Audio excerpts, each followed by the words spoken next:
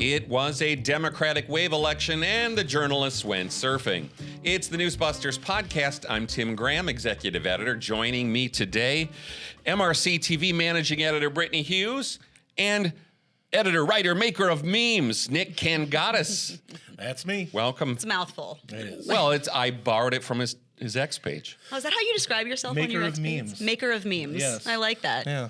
Anti-communist. Should get a hat. Maker of dolmades. Well, how do you pronounce that? Dolmades. Yeah. See, he so makes good. all the Greek bits. They're so good. His memes are better, but the grape leaves, they're on there. They are.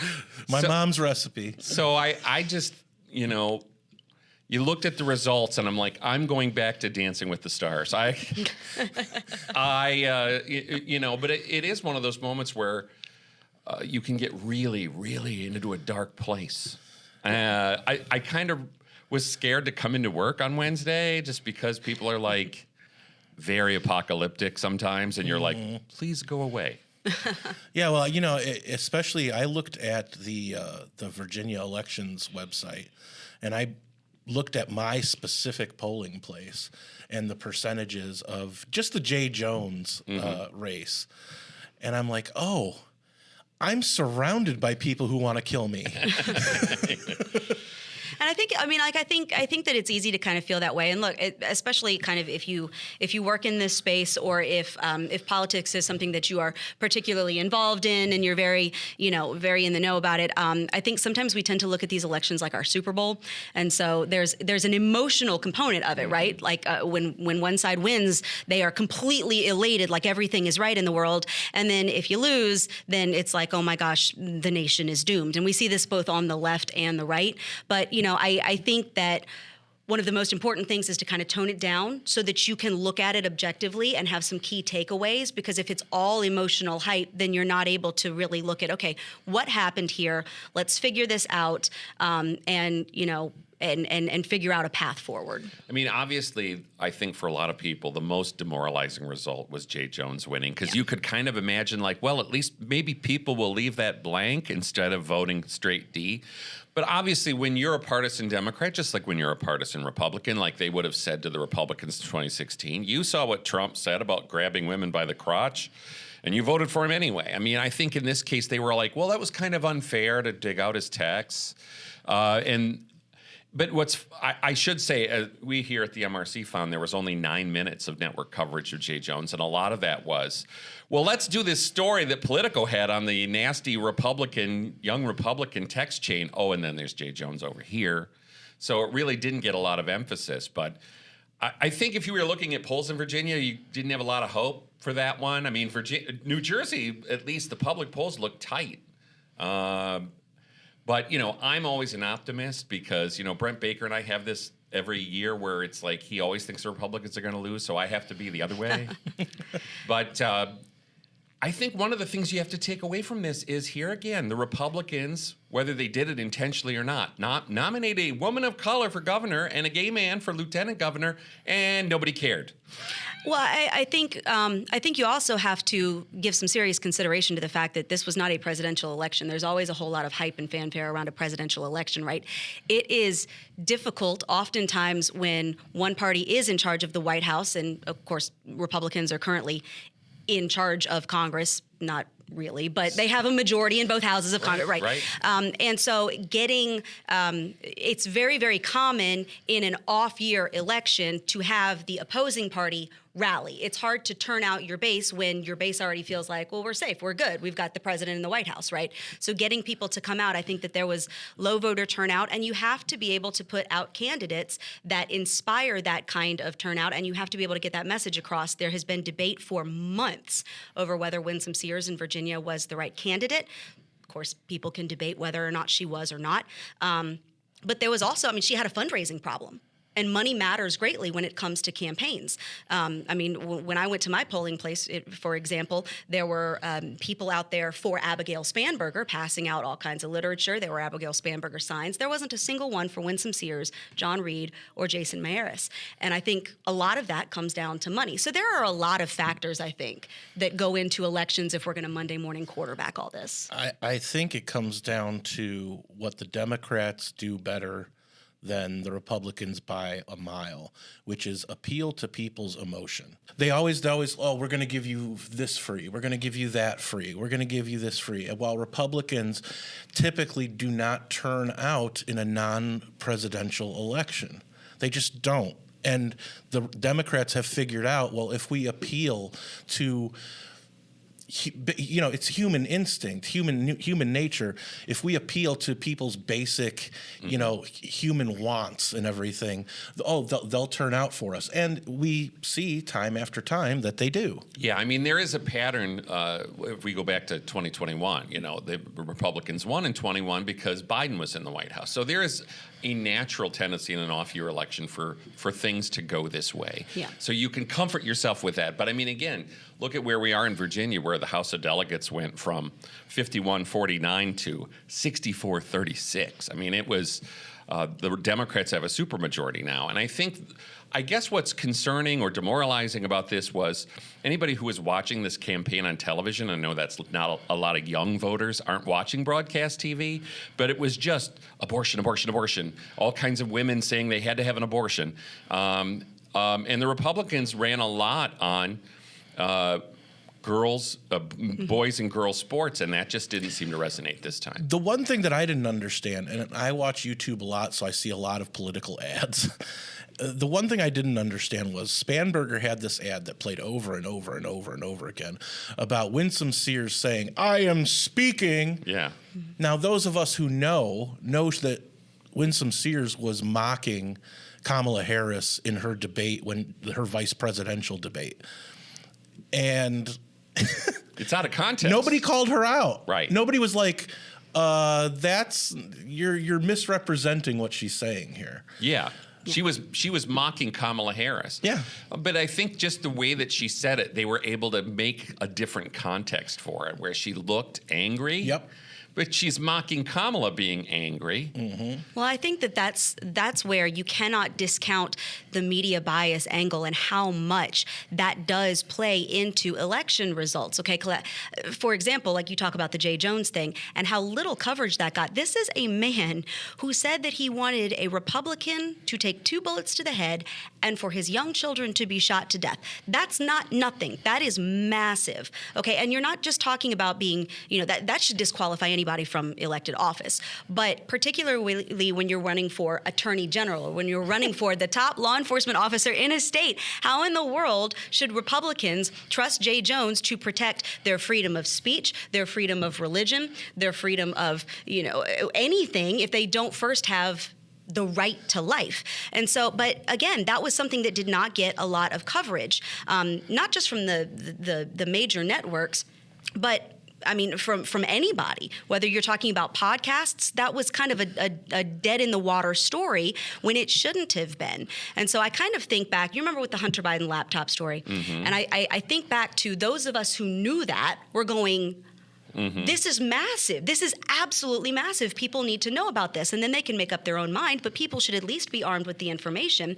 And that story was squashed. It wasn't allowed to get out. And then we ended up at the Media Research Center doing a poll afterwards that proved that there's a good chance that had people known about that story, it would have impacted the election results, but they didn't know. And so maybe I'm going to get roasted for this here, but eternal optimist.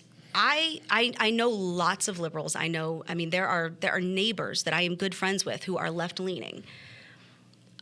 I don't think they want me dead. Yeah. I genuinely, I'm not going to say that I'm surrounded by every single liberal that I know wants me dead. I don't think they want me dead. I genuinely don't think that a lot of them, if they did know about this story, they hadn't heard about it a whole lot. And when you couple that with the national news media just harping all day long about the Trump administration and he's spending $300 million on a ballroom while people mm-hmm. starve to death, and then you've got all of these suburban moms out there like me who go to the grocery store and see high prices, mm-hmm. you're associating that in your mind with, well, that must be the Republicans' fault. Because I'm constantly hearing that it's the Republicans' fault. Well, then that's going to affect Winsome Sears, John Reed, Jason Mayer, as people are going to lead Democrat, because that's all they're hearing. So the media plays a major role in this. Yeah, and I think the real obvious point here is that they didn't cover these races. They really barely covered these races. And that's where you could say the Democrats were probably like, I think we're going to win. Let's not mess it up by giving the Republicans any publicity. And as you suggested, the dominant story of the last 6 weeks has been shutdown, ballroom, shutdown. That's and lots of Trump. Yeah. Well, when you have a person like Jay Jones that is now essentially the top law enforcement or a lawyer in the state of Virginia, they were talking about it on Tim Pool the other night. And their podcast resides just over the border in West Virginia. Mm-hmm. And he's like, I'm not driving in Virginia anymore. He's like, who's to say? Now, he's a more high-profile person, but he's like, who's to say I'm not going to get pulled over one day? They're going to know who I am. They're going to be like, we need to search your car, and they're going to plant something on me and put me in jail. How do I know they're not going to do that? Now, that could be, going to extremes, but, you start to wonder that if the general populace are voting for a person who, like Brittany said, openly, well, not openly, it was a private text message, but called for the death of their opponent. Yeah. And there was really no pressure. There was no media pressure on Jones to resign. And obviously the Democrats, Sears tried to make this ad out of Spanberger refusing to say anything. Abigail. Where she was sort of like, you're not going to denounce Jay Jones for this? And she sat stone-faced and looked into the wall or something. And nobody really punished her for that. It was not a thing. So if we go back to, let's say, for example, Donald Trump's remarks about grabbing women by the crotch, the Republicans at that time in 2016, there were a number of people who asked him to resign. And that was, of course, a massive story. The media loved that story. And thus, the Democrats in 2016, when Trump wins, are like, I can't believe you voted for that. And so I sat there thinking about Jay Jones and saying, okay, this is the way they feel when Trump wins. I thought the same exact thing, and the thing is I don't think that they voted for Jay Jones. I'm not sure that they actually went out to vote for Jay Jones. Mm-hmm. I think that they went, those who did go out, I think that it was just a down ticket thing. If you're going to vote for the Dem at the top, you're going to vote Dem all the way down. Same thing for many Republicans. I don't think it was so much a referendum on Jay Jones or what he did or didn't say, so much as it was, we do have prices out of control in this country. We do have a lot of disaffected young people who feel that they can't get ahead. The ability to not just buy a house at this point, but pay rent comfortably is very difficult for a lot of people. We can have debates all day long over why that is. I mean, I can point to government regulations as a huge part of that problem, as an indicator of why we need smaller government. We can have all of that, but at the end of the day, it's the economy, stupid. Yeah, At the end of the day, it's how many dollars do you have in your wallet and how far can you make them go? And that's going to impact people way more than foreign policy, way more than a text message chain, way more than if you can get them to feel like their personal life is being affected one way or the other by a specific party, which is exactly what the media does. That's what's going to have an impact. But look at what the two parties ran on. If you looked at Winsome Earl Sears's ads, it was mostly, we're talking about, trans in sports or, trans in schools or whatever. Meanwhile, the Democrats, whether it was Spanberger, Jones, or whoever else, it was just anti-Trump. It was just, we hate Trump. This is why you should vote for us. Don't worry about the policies. We'll take care of that later. They did, and they tried this obviously in 2021. Terry McAuliffe ran being Trump, and he lost, again, maybe because of the dynamics. I have to take some exception on the inflation. I mean, yes, prices, I go to the grocery store. I'm the main shopper because I like grocery stores. Prices haven't gone down much unless it's like eggs. But the actual inflation rate is like 3%. It's better than people could expect. But yes, I'm sure they're still unhappy with economy where it is. Let's turn now to New York City, and the comedians. What was it? Saturday Night Live had a skit about the New York mayoral debate, and they said now we have two serious candidates and a nut. And the nut was Curtis Sliwa. Obviously. I mean, that was like, what? And of course, Curtis Sliwa, the character, pronounced it Zoltar Rob Zombie. Jimmy Kimmel reacted to the election results by saying, your racist aunt and uncle will now have a new name to mispronounce at Thanksgiving. And this is the kind of stuff that drives me slightly nuts, is because liberals are so self-satisfied. Or I mean, maybe liberals don't vote for Mamdani. Leftists are so self-satisfied to say he's got an exotic name and he's a socialist, so stick it to MAGA. No. And they're not paying attention to what he's for. They think we're triggered by people that are not white and have exotic names, and that's so not the case. It had nothing to do with his name. It has to do with the policies that he espouses. But they can't talk about that because then they would have to talk about his policies. And I don't know how many millions of people around the world have died because of policies like that. I'm just saying. They don't want to go there. He's a communist. He's a communist. Can we just say it? Well, Democratic socialist. He denounced. He says, "I'm not a communist," but yet you said the word seizing the means of production. Do you know where that comes from? Well, and there's no problem that's too small or too big for government to solve. And we're going to tax whiter neighborhoods. You're a communist. There's a whole bunch of things in there. I wanted to show a clip we found on Scary X about joyous reactions to Mamdani. Here it is. Sharia law starts now. Absolutely. Zohran Mamdani, Islamic Caliphate, our brother in Islam, Islamic Caliphate of New York, starts today, baby. When the day starts with Dick Cheney being dead and ends with Mamdani winning. Oh, yes. Oh. I'm so happy. Oh my God, I'm so happy. These people are disturbed. I think we can say that. Yeah. Yes. I mean, when you're like, yay, Dick Cheney's dead.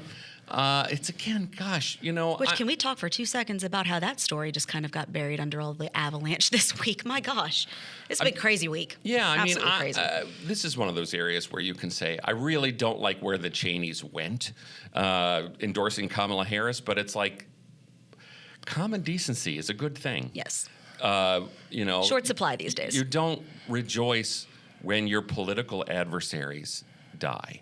Let's try to take a controversial stand. Yes. But yes. Well, but when you're electing people who not only rejoice when they die, but actively say they should die, I mean, that's the problem with where we're at in this country right now, right? That's the basic decency and the ability to have rational discourse and a polite conversation, I feel like, is just it's very in short supply. This is one of those areas where the news media could be some sort of enforcer of manners generally, but they're not. No. They like letting the left-wingers say whatever they want to say. Yeah.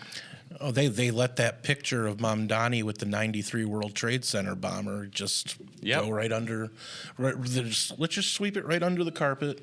There's a lot of that, and of course, one of the things that one of the clips we noticed is where Mamdani is way back in December of 2023 said, "We have to make clear when the boot of the NYPD is on your neck, it's been laced by the IDF." Like somehow the cops in New York, but he's not anti-Semitic, are under the control of the Israelis. I mean, kookajou, I guess would be the.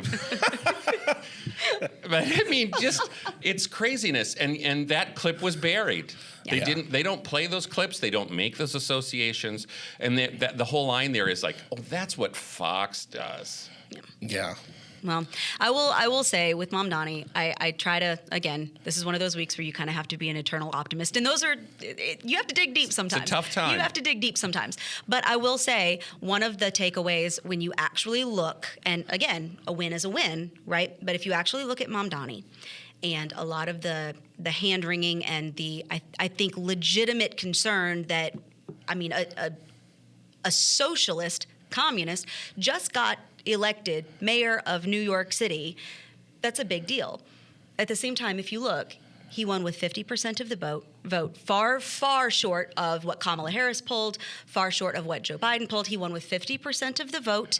I think had it not been splintered, Cuomo probably would have been right there with him, if not a little bit shy. Yeah, if Sliwa hadn't run. Right there with him, if not a little bit shy. And so I think that this idea that New York City is just totally socialist. Kind of what I took away from that is New York City is full of rabid left-wing Democrats, and half of them didn't want Mamdani. Well, in his victory speech, he thanked every ethnicity except the one he really should have been thanking, which was white liberal women. Well, actually, but if you look at who carried his campaign, it was foreign money.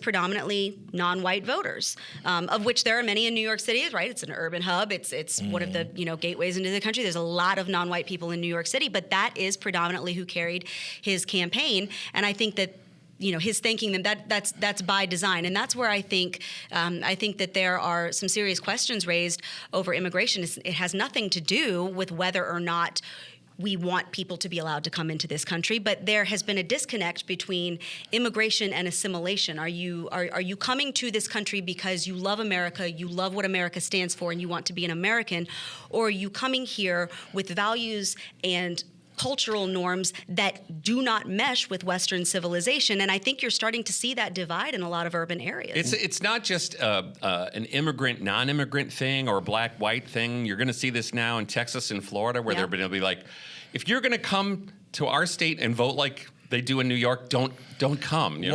Somebody said, already seen that a lot. Somebody said that, this is the beginning of how Gotham got started. Oh. And you start to wonder. It's like, what are the motivations? You look at his victory speech, and he instead of just calling out policy or calling out just Republicans or just having a normal speech where maybe he congratulates his opponents on running a good race, he just directly looks into the camera and calls out Trump. Yeah. Well, I mean, which would obviously suggest to us he doesn't just want to be mayor of New York City. He wants to go to higher office from there. And I think you have to look at the news media coverage and say they're going to be willing to help him, from the glamour shot Time magazine cover to just the coverage of Mamdani in general. Do you think they'll groom him as fast as they groomed Obama into office? There's a lot of similarity there. I think we're going to have to, it's going to be really interesting to see over the next 4 years, though, because these policies, and there have already been, independent, nonpartisan studies about how much money these things are going to end up costing. Watch. You can go ahead and bookmark this. If these policies don't work and they fall flat on their face, racism is going to be blamed. Republicans are going to be blamed. It's never going to be, well, these policies don't work. They have never worked in the history of mankind. And so it's going to be interesting to see over the next 4 years if he really does try to implement a fast and free bus system where everything runs on time. That's not a thing. If you really are going to try to provide 100% free childcare to every single person in New York City, all of these big things that he's promised, these government-run grocery stores that are supposed to be fantastic. It's going to be interesting to see how the media covers those and whether the complete implosion of those things, which is inevitable, is called out at all. I think it's going to take less than 4 years. Some analysts that I've seen interviews with are like, he's got 6 months. Yeah, he's going to have to pull this off. I'm going to be a pessimist on this one, and that is one thing that our national media is extremely bad at is holding big city mayors accountable, because they're Democrats. So Nick knows the mayor of Chicago, no matter which horrible Democrat is mayor of Chicago. Since 1931, nothing but a Democrat. Yes. Yes. They aren't held accountable. Yeah. And certainly we've seen now is that whenever Trump threatens to send the National Guard into one of these Democratic cities, he's the villain. And it's not an indictment of how that mayor is doing. So Mayor Mamdani is probably going to have the native press there in New York City in the palm of his hand. Let's finish on a fun note. Michelle Obama's doing a whole bunch of book interviews. She was on as a sexy black woman. Yes, very sexy black woman. The power. Yeah, the look. The book is called The Look, and she had an interview with Stephen Colbert where she talked about being sexy, and she had an interview with Jenna Bush on NBC, and then ABC had a big hour special. And the part that really stuck out to me was this whole clip about how she wasn't given grace. You said we were all too aware that as a first black couple, we couldn't afford any missteps. Yeah. And you also say, as a black woman, I was under a particularly white, hot glare. Did you feel that? For sure. You can't afford to get anything wrong because you didn't get at least until the country came to know us, we didn't get the grace that I think some other families have gotten. Well, maybe if she had had some. We'll go from there. Well, how much grace have they given Melania? Well, none. About as much as magazine covers that she's gotten. You want to talk about not getting grace? Talk about the pot and the kettle. Yes, and I think this is where that's just a pants on fire lie. If you go back and look at the media, starting when Obama's elected in 2004, but certainly then when he kind of ramps up to being president in 2007, 2008, they loved her from the get-go. The media, Absolutely. at least, loved her from the get-go. Now, It was Black Camelot. yes, Dan Gaynor says now it's wine a lot, but I think you had something in your video, Nick, though, where a lot of Americans, the first thing that the Republicans pounced on was her saying, "For the first time in my life, I'm proud of my country." Yeah. And that's the kind of comment where they had to know. Oh, guess what? You come across as an arrogant person who doesn't like. You come across abrasive. You come Yep. across look at the interview she did once upon a time. I think it was around when Trump was first getting in office, and she was being interviewed by Oprah. Yeah. And they're talking about men, and Oprah asked That was her, nauseating. I remember that. What can men do?